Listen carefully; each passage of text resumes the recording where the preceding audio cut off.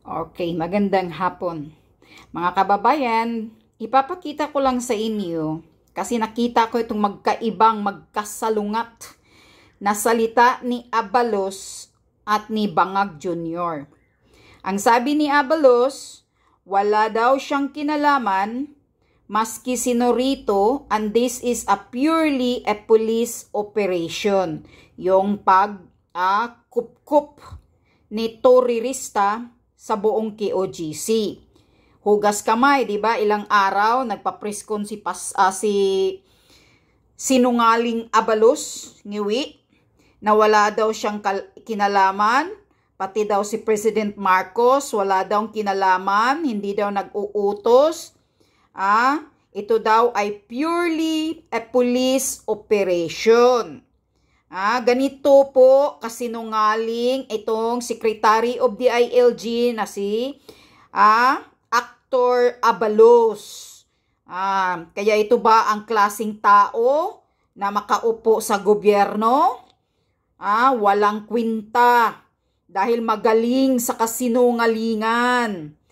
Pero lumabas na dito after nang sumuko na si Pastor Kibuloy, lumabas na dito sa bibig ni Bangag Marcos Jr. na sabi niya, ang instruction ko sa kanila itong last time, sinabi ko, pagpasok natin dyan, wag na kayong aalis dyan hanggang makuha natin siya. Meaning hanggang makuha si Pastor Kibuloy, and that's exactly what the policeman did. So, umamin si Bangag na siya ang nagbibigay ng instruction kay terorista na wag na kayong umalis dyan sa KOGC hanggang hindi natin makukuha si Pastor Kibuloy. Yan ang sinabi ni Marcos Jr. Tingnan nyo. Dito nyo makikita kung gaano ka walang sistema. Magawa kasi kayo ng group chat, Abalos.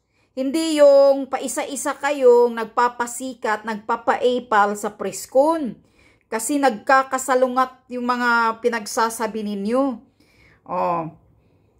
Yan ang sinabi ni Marcos Jr. Instruction niya. Kaya pala, nagmamatigas si Tory na lumayas sa KOGC kahit na nagpalabas na ang judge, ang court ng Davao City ng protection order.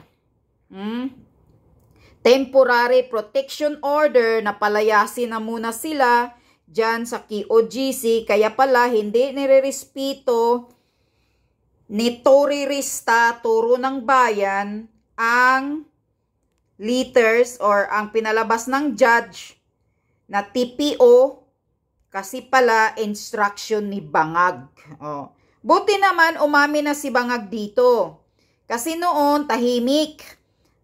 Ito instruction pala ni Bangag. Kaya pala matigas ang utak ni Turo na talagang sinasabi niyang harap-harapan mismo kay Senator Bato na ayaw niyang umalis hanggang hindi lumabas si Pastor Kibuloy. Pero anong nangyari ngayon? Naisahan kayo ni Pastor Kibuloy. Labas-pasok pala. Pumasok pa pala si Pastor Kibuloy noong September 7. Pumasok sa KOGC para makipag-usap sa mga yung head niya doon kay Torion at sa board member ng KOGC. Hindi naman nakikita, hindi nyo nakita si Pastor Kibuloy, Tore, naisahan ka ni Pastor. So ngayon, pahiya kayo. Pahiya ka, Tore. Ngayon, Bangag Jr., ikaw ang managot.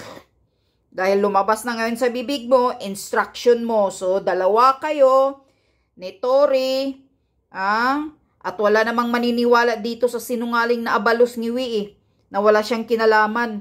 Maniwala ka. Noong hearing sa Senado, umamin siya na siya ang nag-instruction kay Tory. Tapos ngayon, iba na naman ang salita na Wala daw, purely police operation lang daw yun. Ganun ba? Ang klaseng gobyerno? Ng mga walang yagbols? Ito ngayon, Marcos Jr., talagang marami kang kasong harapin pagkatapos ng term mo. Or kung matatapos mo, baka mapalayas ka na ngayong taon na to. Talagang magkalitsi-litsi na sa demonyo ang buhay ninyo, mag-asawa ka, pastor, o ikaw bangag. Ito, nagpapakita lang ito, mga kababayan, na ganito po kasinungaling itong ambisyosong ipal na Abalos. Pero yung dati, sinabi niya, siya ang nagsasabi, siya ang nag-instruction, nag-supervise. So ano yung sinabi niya noong hearing sa Senado, nung dyan sa Maynila. Hindi yung dito pangalawang hearing sa Davao. Yung doon una, na diba, nag-promise pa siya kay Bato, na pupunta siya ng Davao, alamin niya, titingnan niya kung anong mga nangyayari doon. Ganyan kasinungaling itong ngiwi na Abalos na to. So ngayon bangag, Marcos Jr., managot ka sa kagaguhan ninyo.